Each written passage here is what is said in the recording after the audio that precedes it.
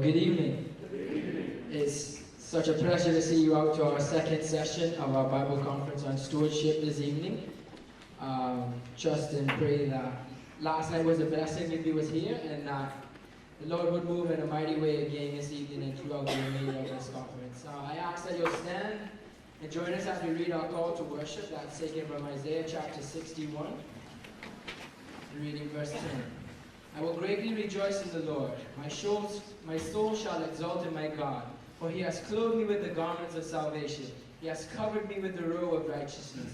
As a bridegroom decks himself like a priest with a beautiful headdress, and as a bride adorns herself with her jewels. For as the earth brings forth its sprouts, and as a garden causes what is sown in it to sprout up, so the Lord God will cause righteousness and praise to sprout up before all the nations. So my hope is that the Lord will cause heart of praise and worship to sprout up in us this evening. We're going to sing a fairly new hymn of the faith written by R.C. Sproul. It's titled, Clothe Us in Righteousness.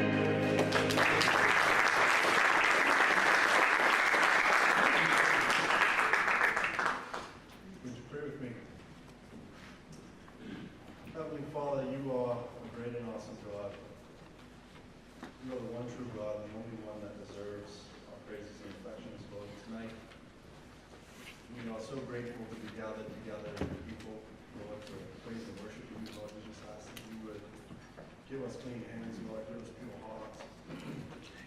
Let our worship be honored and acceptable to you, Lord. And Father, we just pray that you would clear our minds and clear our hearts of the busyness of our lives, Lord, just the clutter and noise of all the things that we have going on, Lord, when we come us to just focus.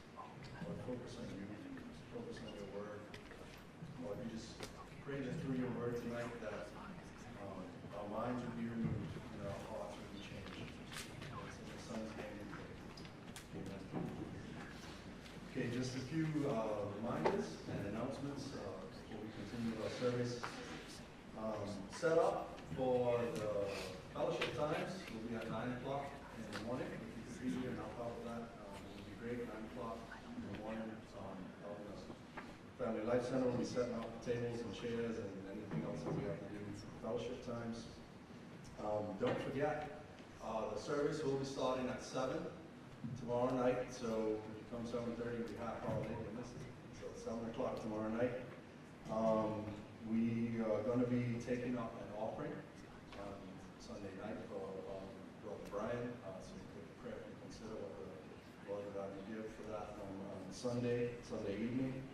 Also, for our Q&A session Sunday morning, if you would like to ask any questions about stewardship, there's going to be a box. I think we've already put it out in the foyer, so that you can write your questions down, and we'll be doing that for the Sunday school session Q&A time. Also, the last thing, all of the Sunday school classes Sunday mornings are just going to be going straight out into their classes from the start. You don't have to come here, just straight out into your classes. All right, that's the announcements. Kate and Ali are going to lead our worship now.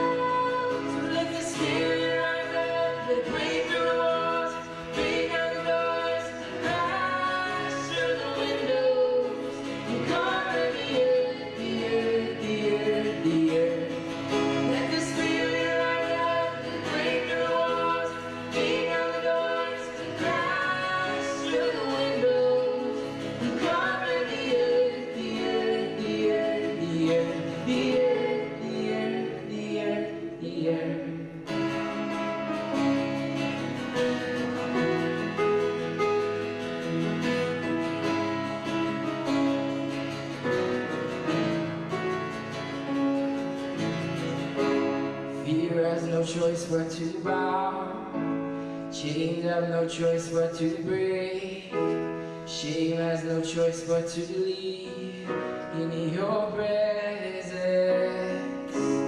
Fear has no choice but to bow, chains have no choice but to break, shame has no choice but to leave in your presence. Fear has no choice but to bow, chains have no choice but to break. No shame.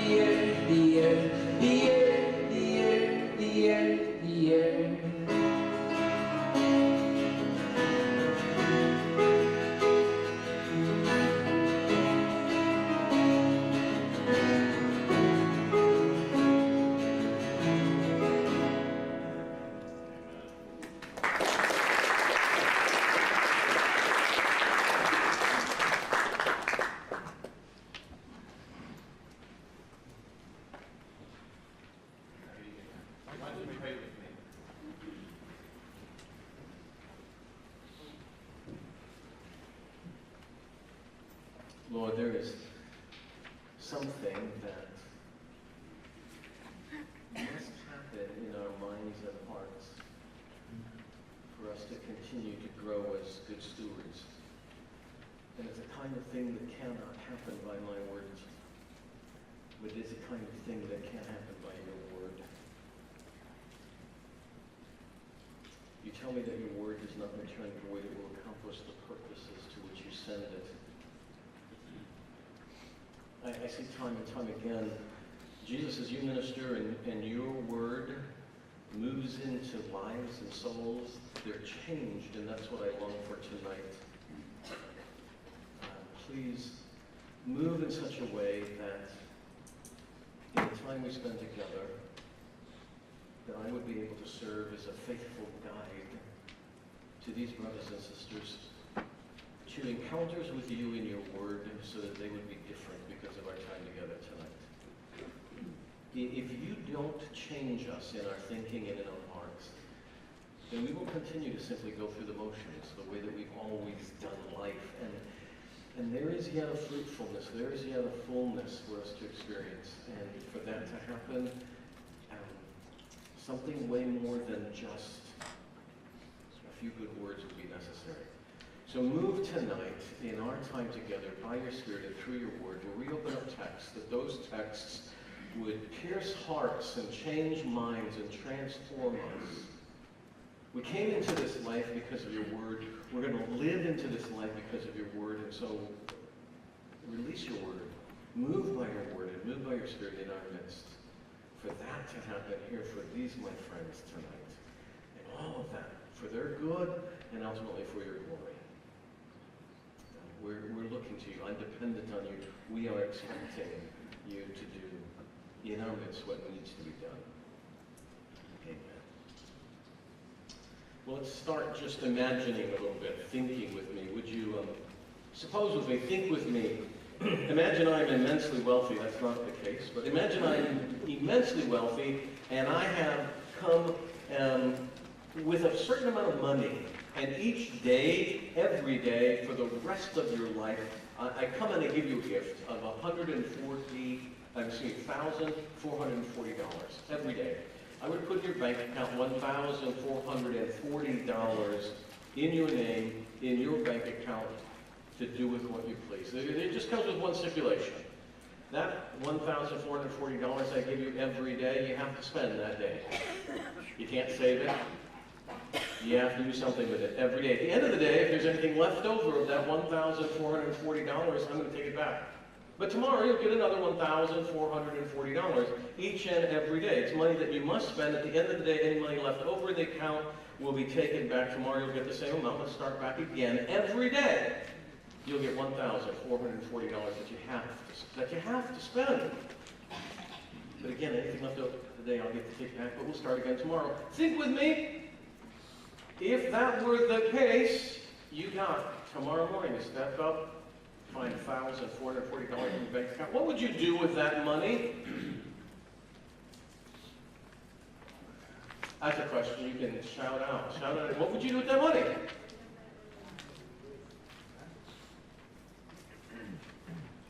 that just a staggering question? You all know what, things go through your mind, what you might do with that money. You might buy food, get a new boat, update your house, replace appliances, buy some clothes, take friends to breakfast, lunch, and dinner. I mean, there's all kinds of things that you would do with $1,440 that you had every single day. You have to spend it every single day. That illustration pictures something in life. That illustration pictures something really incredibly important about life. Every day, God gives you 1,440 minutes to spend. And you must spend them. You don't get to carry any of them over. You don't get to bank any of them. You cannot save them. Every day you get 1,440 minutes that you have to spend. And at the end of the day, those minutes are gone. You can't save them up. But tomorrow, the next day, you'll get another 1,440 more every day of your life. The Lord grants you 1,440 minutes that you must spend. You have to spend. And the question is, what are you doing with those minutes that He's given you? This is the subject for our discussion tonight. This is about the stewardship of time. What are you doing with the time that God gives you every single day? How are you spending it? Because in fact you are a steward of that time. Here's what I mean by that. We need to think a little bit about time. In order to talk about the stewardship of time, let's talk a little bit about the whole idea of time. So turn with me first to Job chapter 14. Pretty much in the middle of your Bibles, the book of Job. Job chapter 14. Job's a good man to listen to. God says of Job that he spoke rightly of me. The book of Job starts with God's assessment of Job and says that Job is a perfect and upright man. One who fears me and turns away from evil. There is no one like him in all the east.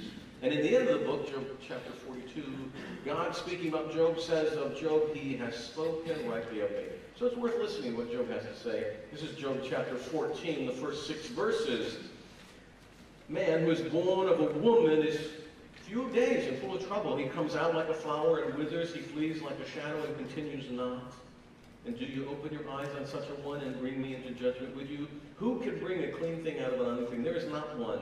Since his days are determined, and the number of his months is with you, and you have appointed his limits that he cannot pass. Look away from him and leave him alone, that he may enjoy like a hired hand his day. Now Job is struggling with what's going on in his life. So he's talking to the Lord about, or speaking out about how the Lord is dealing with him. But capture right here in the midst of this, in verse 5, there's something really important. Job makes this observation. Man's days are determined, and the number of his months are with you, and you have appointed the limits that he cannot pass. What does this mean? Your days are numbered. You have days. You have days, and each of those days is filled with 1,440 minutes, but your days are numbered. What does this mean? It's a fixed number, fixed by God. There is a limit to how many years, how many months, how many days, how many hours, how many minutes you have been granted by God. There's a finite number. You don't know the number. God does. He's granted you a certain period of time. Matthew chapter 10, Jesus is speaking, it's not in your notes. Matthew chapter 10, Jesus is speaking, he talks about sparrows, and he says, not a sparrow falls that the Father doesn't know about. No sparrow falls without the Father's willing. That is the end of those sparrows' days. And as long as the Father sustains the sparrows live. And when the Father says that's enough days for that sparrow ends. That's what Job is thinking about. Our days are numbered. And then clearly there comes a time when, for all of us, our days are fulfilled. There are limits to your days that you cannot pass. You will get no more. You won't be cheated. You'll have all the days that God intended for you. But here's the thing to understand from the book of Job, Job 14. You have numbered days. There are only so many days that God has granted you, but He has granted you, graciously granted you days. There's a limit to them. There's a determined number of them. And He has given you those days. That's what stewardship is all about. We've been talking about stewardship. About how you manage what's been entrusted to you, and one of the things that's been entrusted to you are a limited number of days, with 1,440 minutes in each day. Well, let's go a little farther to Job's Psalms. Go to Psalms David, a man after God's own heart, has something to say to us about time also. This is Psalm 31, verses 14 and 15. I trust in you, O Lord, and I say, you are my God. My times are in your hand. Rescue me from the hand of my enemies and from my persecutors. Well, what's David saying here? Well, in trusting God, in affirming his trust in God, David recognizes that he's not the master of his days. I trust you, and my times are in your hand. It's not like David is bestowing time on God. God's bestowed time on David.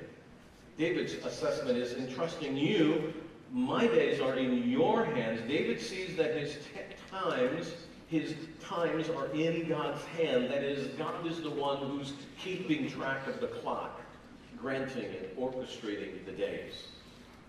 David helps me think. Okay. Job helps me recognize that my days are numbered. David helps me understand that all those numbered days are in God's hands. He's the one keeping track of the clock. He's ordering all of those days. Go a little farther into Psalm 90. Actually, Psalm of Moses that helps me here also.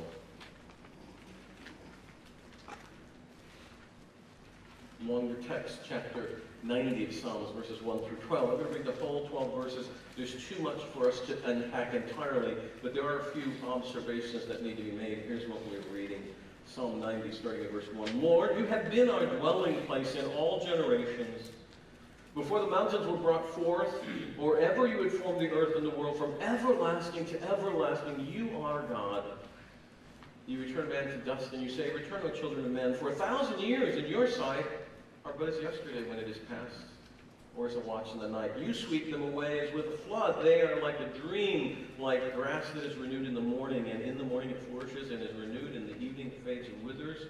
For we are brought to an end by your anger, by your wrath we are dismayed.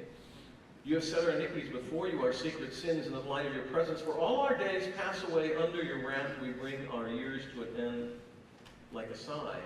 The years of our life are 70, or even by reason of strength 80, yet their span is all but toil and trouble. They are soon gone, and we fly away. Who considers the power of your anger and your wrath according to the fear of you? So teach us to number our days, that we may attain a heart of wisdom. So the psalmist is talking here about the way he lives under the displeasure of God. But as he talks about that, he tells us a few really, really significant things. First thing is that God is not constrained by time like you and I are. He lives in eternity. He lives in time differently than ours. From everlasting to everlasting, he is God. He is not, in fact, influenced under the sway of time like we are. So God does not live in time like we do. The psalmist here says, 1,000 years in your sight are about like yesterday when it's past. Now that's not like you and me. You don't get up tomorrow morning and go, oh my goodness, it's been 1,000 years since I was at church. Well, hopefully none of you have had that problem. But do you understand what I'm saying? We don't live with time the same way that he does, because he doesn't live in time the way that we do. And recognizing that God is in some sense outside our time, and seeing then that he has granted us time, the psalmist says, so teach us to number our days. What's he mean by that? Count out each day as significant. Because God who lives in eternity has granted you some time, and that time that he's granted you has a finite end to it. So the psalmist here says, so teach us to number our days, meaning count them as valuable. Prize those days. Count out each day. Our days are numbered. You have only a limited number of them. They are all in God's hands. He's the one keeping the clock. But that means that as he's entrusted to us time, then we should be counting each day as precious, as valuable. We should think about what we're going to do with that 1,440 minutes every day. Jonathan Edwards said something that just caught my attention as I'm thinking about this. Here's what he wrote. He said, if men were to throw away their money as they throw away their time, we would think them not to be in their right minds. Yet time is 1,000 times more precious than money. When time is gone, it cannot be purchased with money or redeemed with silver and gold. Do you hear what he's saying? Your time is way more precious, way more valuable than even silver and gold. And yet the way that we treat the cavalier, the inattentiveness to our time, if we saw people treat money that way, we would think they would be foolish. And yet when we treat time that way, we don't draw the conclusion that's really a foolish way to spend those 1,440 minutes that you have. So we want to talk about this idea of the stewardship of time. If you recall from last session, last night, we talked about stewardship. It's not fundamentally about what we give up, but how we get in on what Jesus is doing. Stewardship is not fundamentally about what we bring to the table, but about how we join Jesus at the table he is setting. We talked about it last night. It's not like we're helping the Lord out, that we're adding to him and providing for him as we steward, whether it's our resources, our time, our talents, or our natural abilities. That's not what's going on when we're talking about stewardship. Stewardship is about how we manage well those things that have been entrusted to us so that we can participate with Jesus more fully in what he is doing. It's not fundamentally about what we bring to the table. It is fundamentally about the table Jesus is setting and our responsiveness to what he's doing. So the stewardship of time, how we spend our minutes to be more fully involved in what it is that he is doing. The stewardship of time is about how we spend our minutes to be more fully involved in what the Lord is doing, as fully involved as we can be. I don't want one day, I don't mean to be the bearer of bad news. If you look at Hebrews, it says it's appointed unto everyone to die. So I look around this room and I have to conclude you're all going to die. Not immediately, but one day. And it's there's only a certain number of days that you'll have, and those have been entrusted to you for stewardship. They're not things your own, they're granted. And when the end of your days come, someone will erect a little monument, and it'll have the year of your birth and the year of your death, and there'll be a little dash right between. And the question is, how are you living in that dash? Because that's all you got. The time from when you were born to when the Lord says your time is, you're living in that dash. You know what, friends? I do not want on my tombstone. I do not want it to say, I don't want that to be said after my life is over, right? He lived. I want those days to be significant because they've been granted to me by the Lord for the express purpose of discovering how I might participate with him in the midst of those 1,440 minutes that I am granted by him. To steward our time well, we must learn what the Lord wants for us and give our time, give ourselves to those things, and rest in his leading in how the days are going to be spent. To steward our time well, we're going to have to learn what the Lord wants for us and how to spend our time in order to get in on the things that Jesus is doing. I'm going to try to get my head and heart around this, and I thought maybe it would be best to take a look at a great example of a life well spent. So I'm thinking about who spent his days well. The first thing that came to mind was Jesus. So let me take you to a couple of texts that help me understand how Jesus, in a sense, stewarded his time in the days of his incarnation. Let's start at John chapter 17.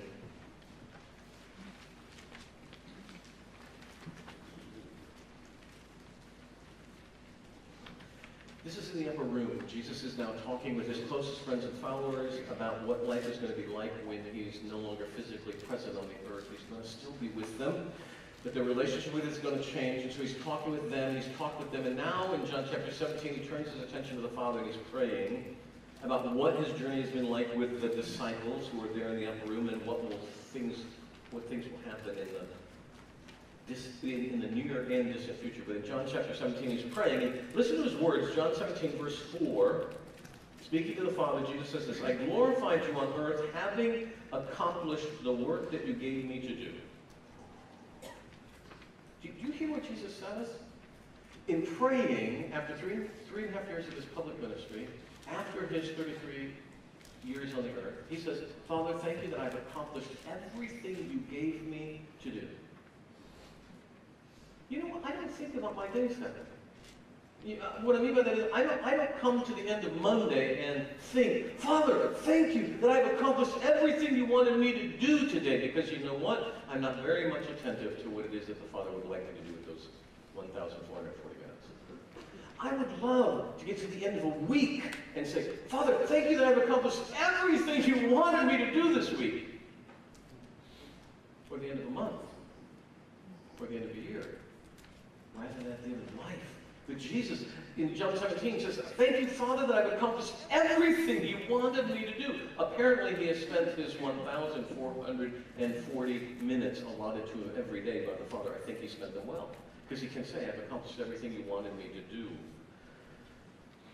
Amazing. Everything completed. Didn't miss a deadline. God's done what needed to be done. Go back to John chapter 8. Jesus helps me understand how he lived in that kind of time. John chapter 8, verse 29.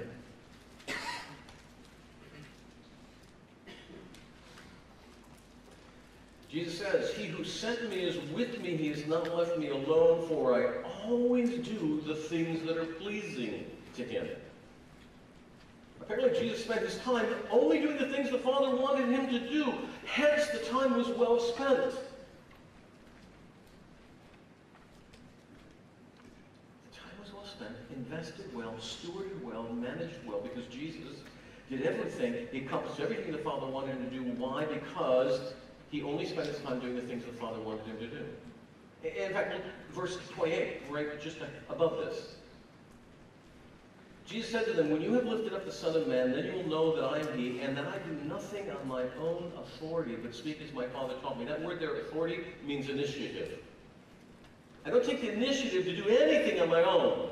I do nothing on my own initiative. I only do the things that the Father wants me to do. In John chapter 12, verse 49, Jesus says the same kind of thing. For I have not spoken on my own authority, meaning out of my own initiative. That's the language there. I have not spoken out of my own initiative, but the Father who sent me has given me a commandment what to say and what to speak.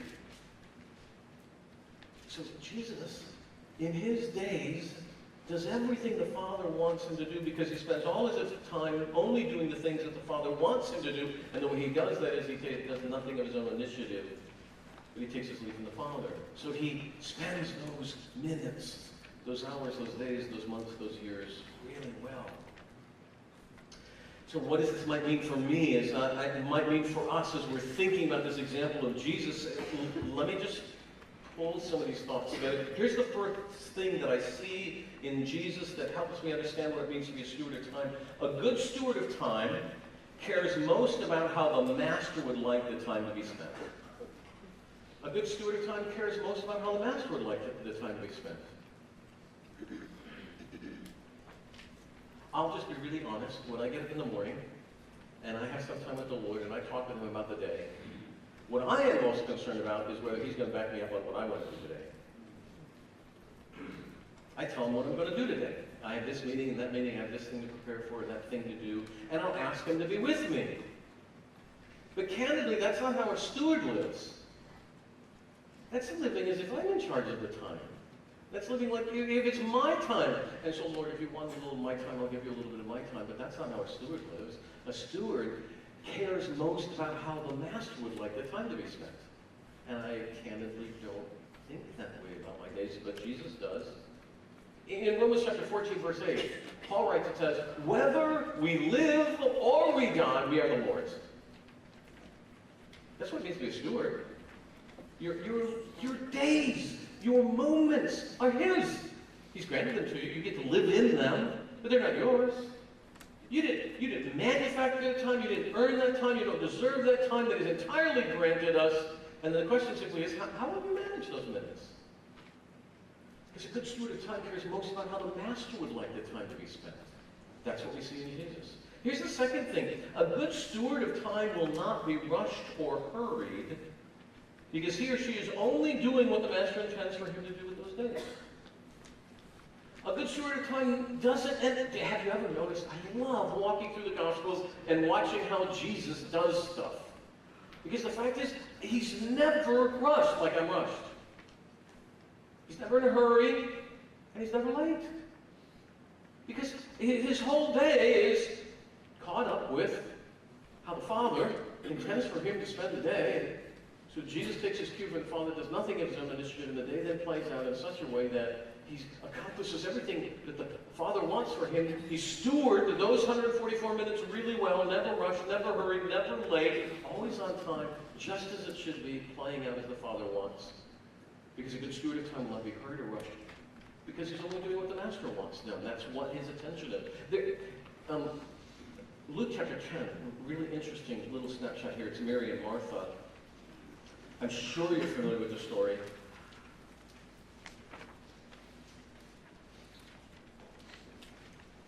Jesus has showed up at Mary and Martha's house, and while they're there, Jesus is welcomed in, and let's pick it up in Luke chapter 10, verse 39. All right, verse 38. Now, as they went on their way, Jesus entered a village, and a woman named Martha welcomed him into her house.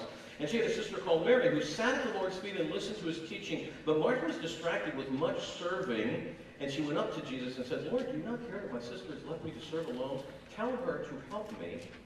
But the Lord answered her and said, Martha, Martha, you are anxious and troubled about many things, but one thing alone is necessary. Mary has chosen the good portion which will not be taken away from her. Now, there's a tremendous amount even in this little text that we could talk about, but here's the thing to notice. Martha was busy doing something with her time. Mary was doing something with her time, and Jesus said there's only one necessary thing to do with your time. And Mary was doing the right thing. She was giving attention to Jesus. That was the right thing to do with her time. Martha was busy. Now, you got to hear me here when we think about this. That doesn't mean that the things that Martha did were wrong, evil, wicked, not important. In fact, sometimes I think that when we think about being attentive to the Lord with regards to our time, that the most important things are going to get neglected. Because he cares about the things in eternity, but what about bills paid? What about that? Well, you know what? When taxes were due, Jesus was the one that took responsibility and turned to Peter and said, hey, Peter, we owe taxes. Would you go and throw a line to the sea over there and pull a fish out? Because there you'll find a coin, and we'll pay the taxes with that. Peter wasn't attentive to that. Jesus was. Do you know what I'm saying? Do you know what I'm saying? I think sometimes we think that if we're merely attentive to the Lord, then the really important things won't get done. But Jesus was able to accomplish everything the Father intended for him because he was fully attentive to the Father. He was just doing what the Master wanted. That's what Mary's doing here. That's why Jesus pushes back on Martha a little bit. Martha, it's not that you're not doing a good thing. You're just not doing the best thing. You're not stewarding this time very well. A good steward of time is not going to be hurried or rushed because he or she is only doing what the Lord intends for them. Here's the third thing. A good steward of time lives well in the rhythms of life God has established. What do I mean by this? I think there is enough time to participate with the Lord in everything he intends for you without sweating it or burning the candle at both ends. Psalm 127. I think this is an incredibly provocative verse. Psalm 127, verse 2. It is vain,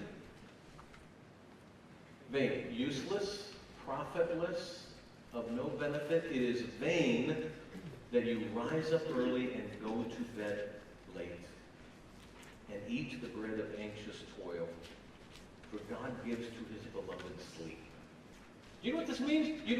A good steward lives well in the rhythms of life that God has established, which means some of you need to sleep, and that would be honoring God. Because what happens when you sleep is that you are confessing by going to bed that you are not the master of your days. That the universe doesn't hang on you being busy and getting stuff done. If in fact you've been attentive to what the Lord intends for you that day, then you go to bed well able to go to sleep knowing that the Master, you're not the Master. The Master is in charge of the days. He's granted you things to do during your days. You do those things. Then when you've done what the Master wanted because you've been a good steward of the time, then you go to sleep at night. But when you burn the candle both ends, basically what your life is testifying to, the fact is, my life is my responsibility. I'm going to have to be the master of all this. The being burning the candle at both ends. Their life testifies to that, sadly. But a good steward lives well in the rhythms of life that God has established. You can read in the book of Ecclesiastes, there is a time under God for all things. And I specifically the question, do you live well in the rhythms that God has established for us? That's what it would mean to be a good steward of your time. A good steward cares most about what the master wants. A good steward is not going to be hurried or rushed. He or she's only doing what the master intends to be done. And that means we can live really well in the rhythms of life without stress or panic, and we can sleep well at night. Now, there's the big idea. Let me think with you a little bit about what this does and does not mean. If in fact we're going to live in such a way like Jesus, that he's caring most about what the master would like and not living rushed or hurried, but being attentive to the master and living well in the rhythms of life, this does not mean that every moment of every day should be spent in devotional reading or prayer. It doesn't. It doesn't mean that the way to be a good steward of your time is that you wake up in the morning and you open your Bible, and the rest of the day you spend time reading your Bible and praying and never doing anything else. That isn't what it means. How do I know this? I know this for a couple of reasons. First, I see examples in the life of Jesus. Hey, just read through the Gospels. You know what you see Jesus does? He sleeps. He attends parties. He does. He eats. He goes for a boat ride with the disciples. He goes to weddings. He goes to funerals that don't stay funerals. I mean, there's just a whole lot of stuff that Jesus does. So this idea about being a good steward of my time and making the most of my 1,440 minutes because I'm more attentive to what the master wants than what I want, that's the way I'm going to be stewarding my time. This doesn't mean that every moment is going to be spent in devotional reading and prayer and worship, because I see the examples in Jesus. He sleeps, he walks, he eats, he attends parties, he does other things. But he's doing it because he's stewarding the time that the Father has given him. In fact, it is right to recognize that you need to take time to work. What do I mean by this? A couple of texts. Look with me in James chapter 4.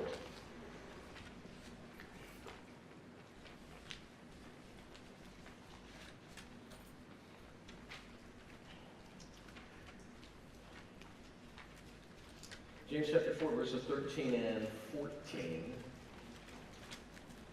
Excuse me, down to 15. James 13, 14 to 15. Come now, you who say, you got to find that. James chapter 4, verses 13, 14 to 15. Come now, you who say, today or tomorrow we'll go into such and such a town and spend a year there and trade and make a profit. Yet you do not know what tomorrow will bring. What is your life? For you are a mist that appears for a little time and then vanishes. Instead, you want to say, if the Lord wills, we will live and do this or that. What's James telling us? James is telling us you're not in charge of your days. You're a steward of the days. So you don't get to say what you're going to do with your time. Sure, if you have time, you could work. You should work. In fact, Paul explains that in 2 Thessalonians chapter 3. Here's, in one sense, why part of life is, the rhythm of life is to do work. 2 Thessalonians chapter 3.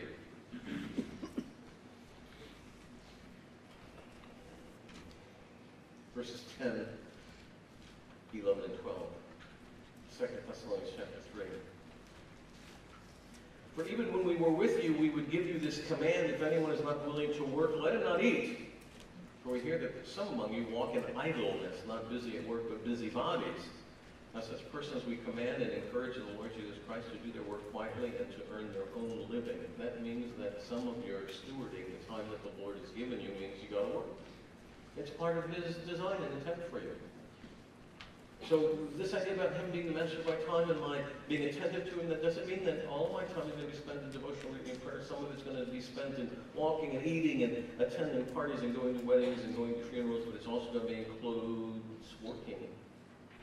Many of you do. To talk about, when Paul writes and say, pray without ceasing, he does not mean that you never talk to anyone except God. Again, that's really clear when you look at the example of Jesus. Sometimes I look at the text that says, pray without ceasing. It just means that needs to be part of the regular rhythm of your life. It doesn't mean that the only conversation you ever have is with the Lord. It doesn't mean you only talk to God. Jesus talks with lots of other people, and in those moments he is not interrupting his conversation with Nicodemus or interrupting his conversation with the woman at the well in order to pray. But there's a rhythm there to life. It is, in fact, right to set aside time for leisure and laughter. I don't know if you know this, but there were 7 feasts of Israel, and all but one of them were parties.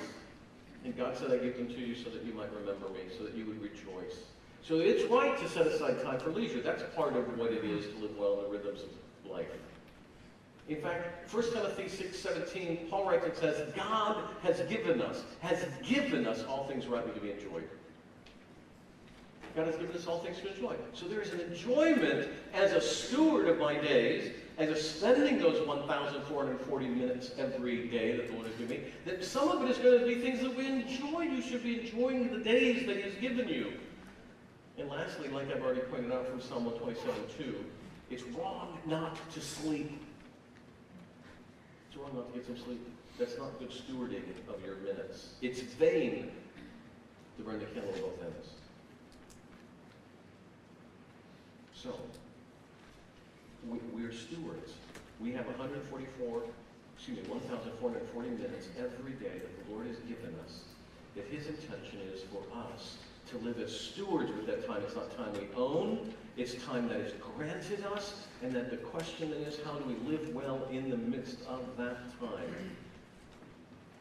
Now, a few sessions from now, we're going to talk about things like talents and gifts and how you invest talents and gifts in this participatory life with the Lord that is all about stewardship. But let me just offer a few suggestions. These are not the most important things, but I want to be thinking practically, what does it look like to lean into this idea that I'm not the master of my moments, that my days are numbered, that I should count my days, that I should value this time. I want to offer a few practical suggestions. These are not the most important, or these are not expired, but I want to help you think well about what does all this mean. First thing, if in fact I'm a steward of the time, it's not my time to spend, it is His time. I am simply looking to manage it, and one of the most important things you can do is ask the Lord to interrupt your days. What do I mean by this? When I live like a master of my days rather than a steward of my days, when things happen that I don't plan on, I consider them to be interruptions, and then I'm offended and upset by the interruption. But if in fact I'm merely a steward, I'm just an overseer or a responsible manager of the days and the moments and the minutes that God has granted me to participate with Him in what He's doing, then when those interruptions come, maybe that's exactly how the time needs to be spent. Because I'm not in charge of the days. I'm not in charge of the minutes. I remember when the Lord was working with me on this. As pastoring in a church, and like many pastors, I had a really full plate. And I got to the place where I grew somewhat frustrated when people came and knocked on the door. Pastor, can you talk? Not now. Because I have things to do.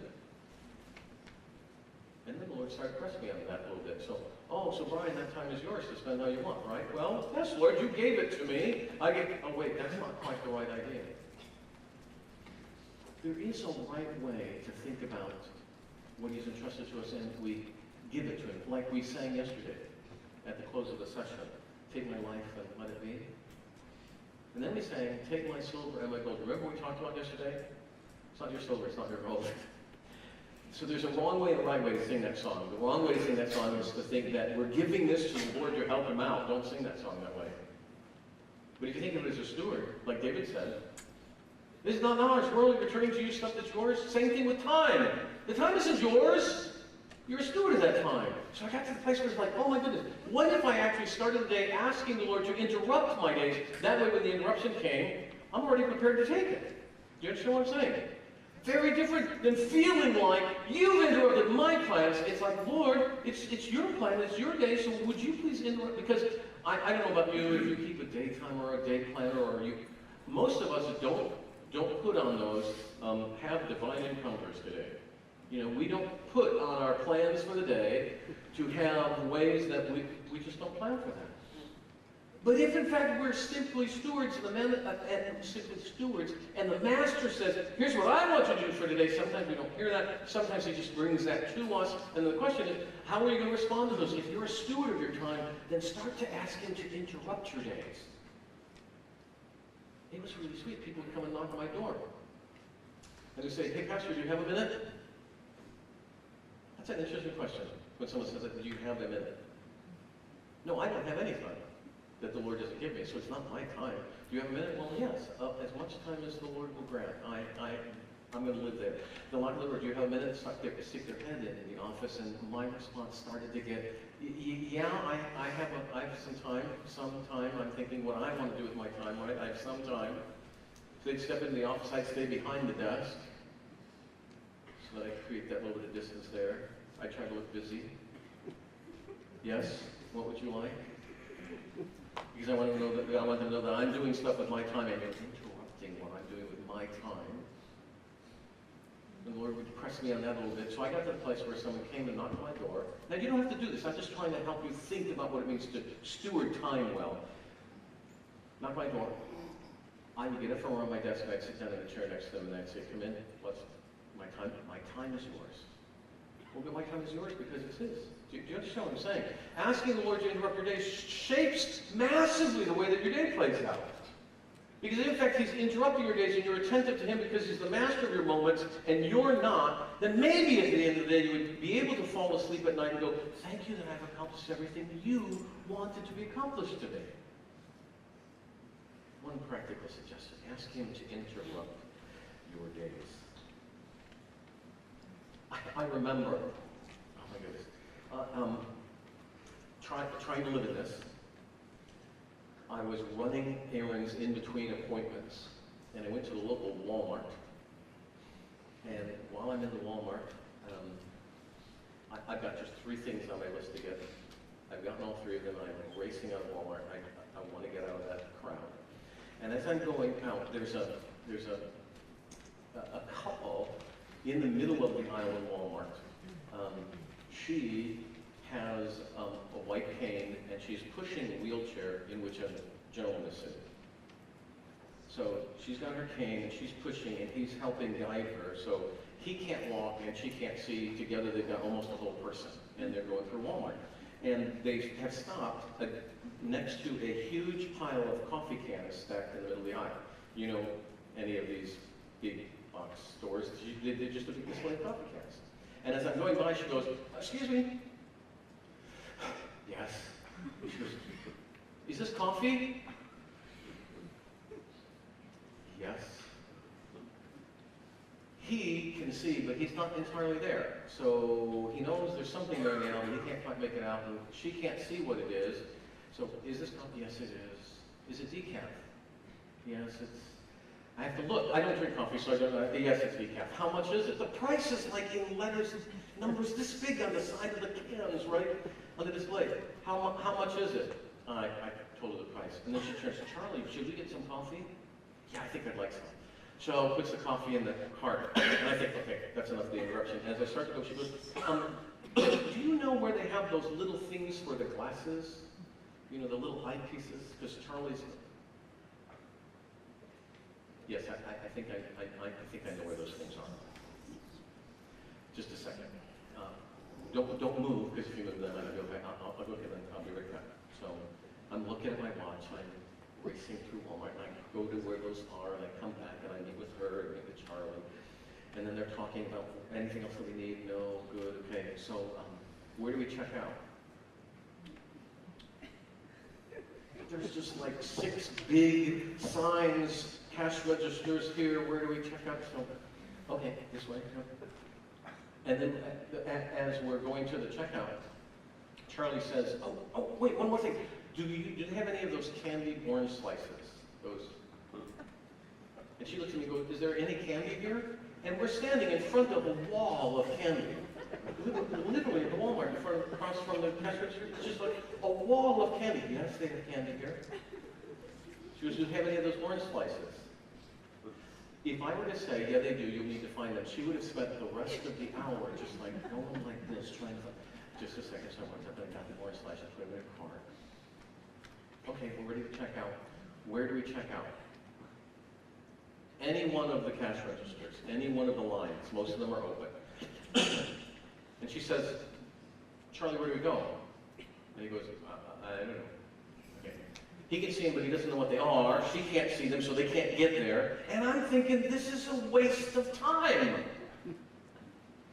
Except I'm not the manager of my time. I'm not the owner of my time.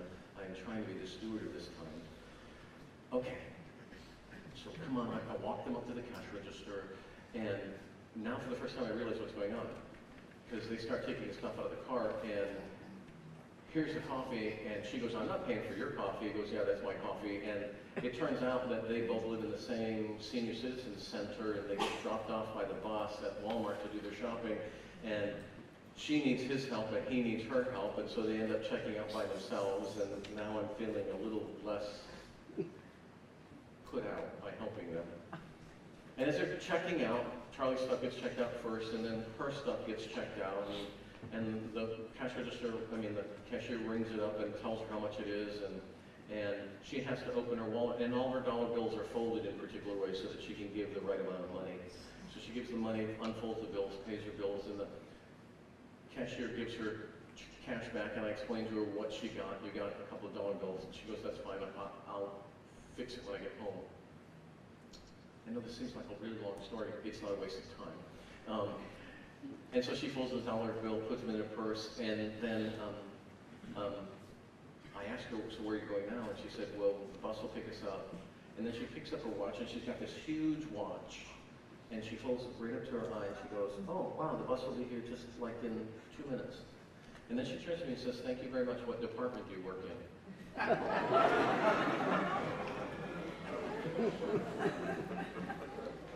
I don't work here. She said, thank you very much. I paid for my 3 items that now took me 50 minutes to buy. But that wasn't the end of the story. Because as I was walking out of the Walmart, I saw someone from my church just a couple aisles over. And as I walked by, I said hello. And she came up to me and said, can we talk? Okay.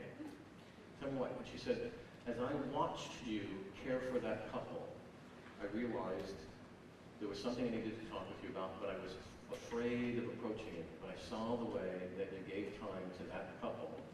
So I think we need to talk. Absolutely. Set up an appointment with her. And it was just groundbreaking for her. It's just a really sweet thing. All that to say, that would not have happened if I wasn't okay with the Lord interrupting my days, because I'm a steward of my 1,440 minutes, and I am not an owner or manager of that. Owner or maker of that time. Do you understand? Ask the Lord to interrupt your days. It changes things immensely. Here's a second practical suggestion. Adopt a diet regarding time wasters. I don't want to step on anybody's toes here. I'm not saying that you shouldn't spend any time on social media. But if we took your phone away from you for a day, some of you would go through withdrawals. Because it's so significant to see those puppy videos, right? It is so life-changing to get those updates. Maybe you need to adopt a diet regarding your time wasters. I'm not saying don't spend any time, but plan the time. Set a limit on the time. It's not wrong to eat guava duff. But you can't just only eat guava duff. You gotta have other things in your diet. You can't just always make it and always eat it. You gotta have to decide, for my health, I'm gonna have to eat something else. I know that it's easy to get habituated to stuff that ultimately becomes a time waster. And that means you haven't stewarded your time very well. I am at the point where I found that when I was driving to appointments and to work, I had been in the habit of just turning on the radio and let the news play. And some days it was an hour worth of news because of going from different places to different places. And I realized I don't need a diet of an hour or more of news talk radio, to fill my days. I could put in an audio Bible. I could put in some worship music. or I could work on memorizing passages of Scripture. Now, I'm not suggesting you have to do any of those things. But this idea, if in fact I'm a steward of my time and I'm not the owner of my time and I'm managing it because I've been given 1,440 minutes and I don't want it to say in my tombstone, I want to do something more significant with the time, then maybe I needed to adopt a diet with regarding to the things that I do that wastes my time and has no kingdom value. Here's a third suggestion. Nothing inspired about these, just helpful. Go to bed. Just go to bed. Plan, decide, determine, I'm going to sleep because I'm going to honor God, because I'm not in charge of my days. Because candidly, hey, you know what? When you go to sleep, the world still revolves without you. Did you notice the next morning when you get up, the sun still rises, and you didn't make that happen? If in fact you're growing in a place where in fact you can live well there and then, yeah, go to bed, plan to get adequate sleep, turn off and turn in. Third, last thing, hey, live in the moment. Live in the moment. Where you are, where the Lord has you, what's going on. Be attentive to that. Live there, be there, because you're not in charge of your days.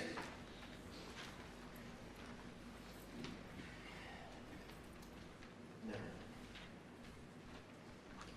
we're going to talk a little bit about, on the last session, about spiritual disciplines. And there we will talk some about prayer. I'd like to suggest that much of the way that you spend your time is going to be shaped by the way you talk with and talk to God. So we're going to come back to that a little later on. But this whole idea about asking the Lord to interrupt your days and living in the moment, that's going to require some attentiveness to the Lord. So we'll talk a little bit about prayer and how that might happen. These are simply some practical suggestions to think differently about the time that you have and how you might spend that time. This is the illustration that I think is very helpful with regards to how you spend time. How many of you breathe? See you show of hands. Wow. Second question. How many of you are sovereign over your breathing? Do you know what I mean? Are you in absolute control of your breathing? Can you stop breathing anytime you want? Okay, go. I'll give you 3 minutes. Go. Stop. Wait. If you stop breathing, what's ultimately going to happen? What happens?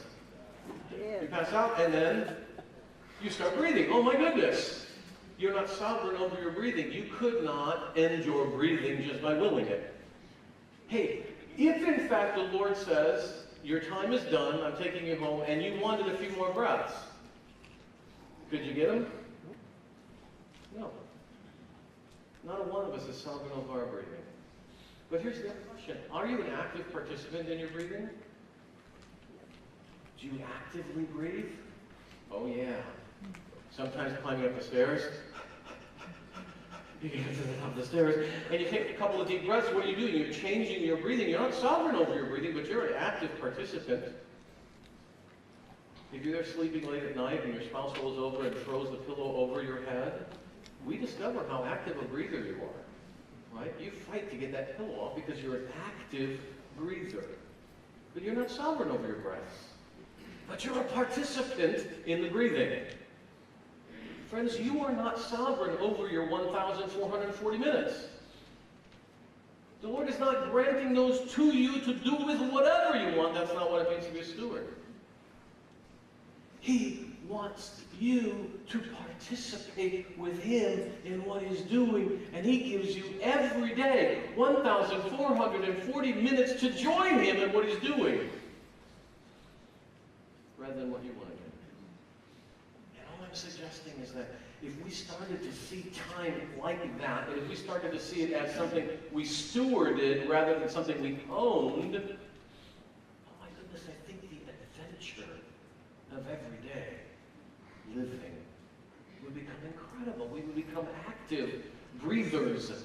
We would become active spenders of our time. Rather than just squandering the minutes, they are hours and days and minutes that are granted as a gift to spend today as active participants.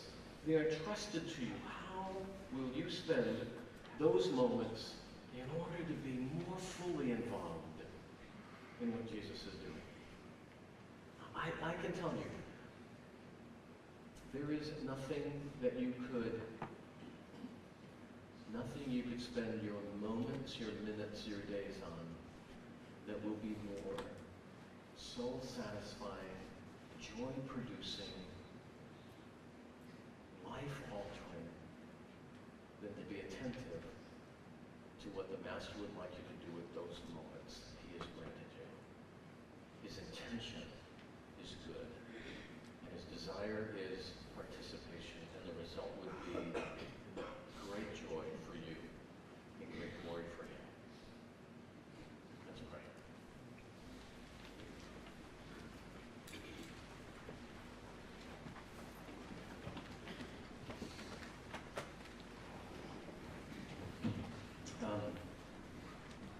The day is not yet done.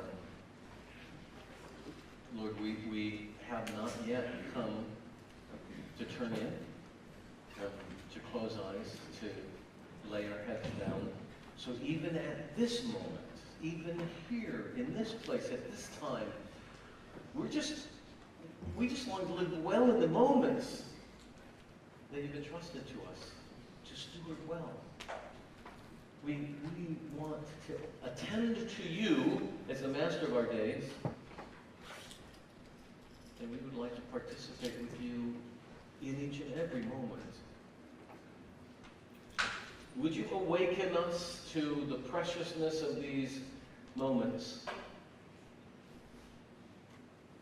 and for each of us in different ways, help us not to squander, but to enjoy every breath we take, every moment we spend, every minute you grant. To maximize our gladness in you and to pursue rich participation with you. In different ways, it'll mean for us, but all of it will be a stewardship of the time you've entrusted to us. May you be glorified in it. Amen. Thank you, brother. Stand and join us as we worship the Father this evening. Just heart that desires God and the things of Him. So let's start this evening by singing, Lord, I need you.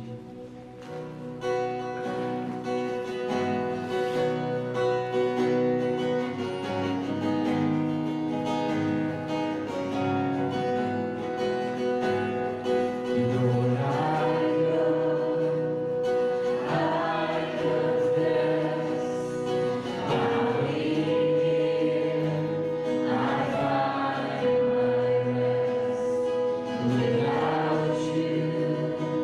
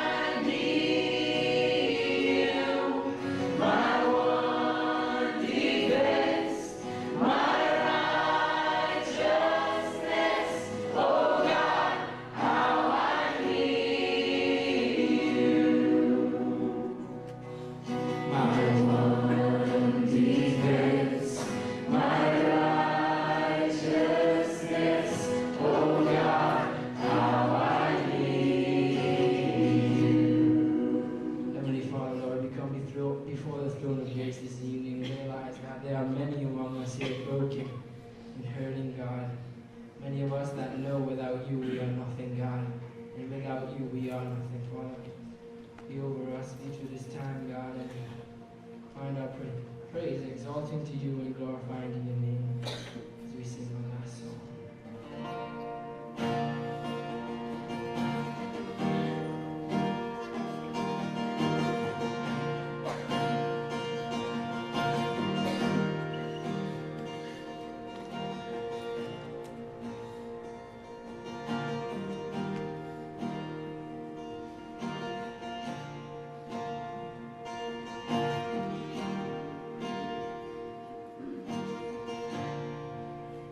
Are you hurting and broken within, overwhelmed by the weight of your sin? Jesus is calling. Have you come to the end of yourself? Do you thirst for a drink from the well? Jesus is calling.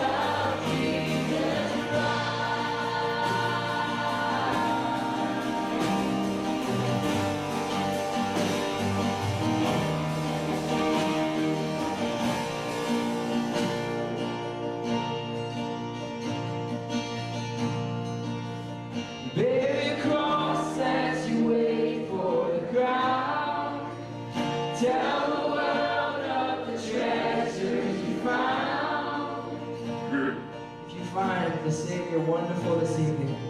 Let's sing that bridge out one more time. Oh, what a Savior, isn't He wonderful? Sing hallelujah, Christ is risen. We bow down before Him, for He is Lord of all. Sing hallelujah, Christ is risen. Amen. Thank you for joining us this evening. We'll be delighted to see you back tomorrow night at 7 o'clock.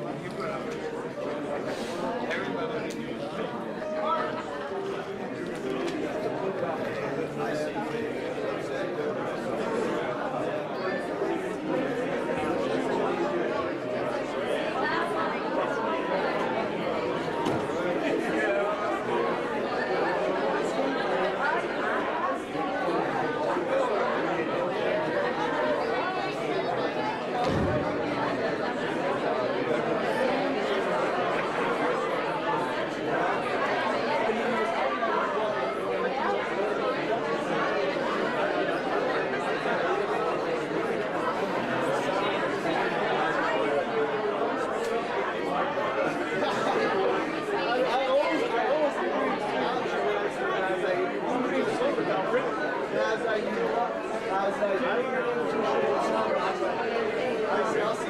like,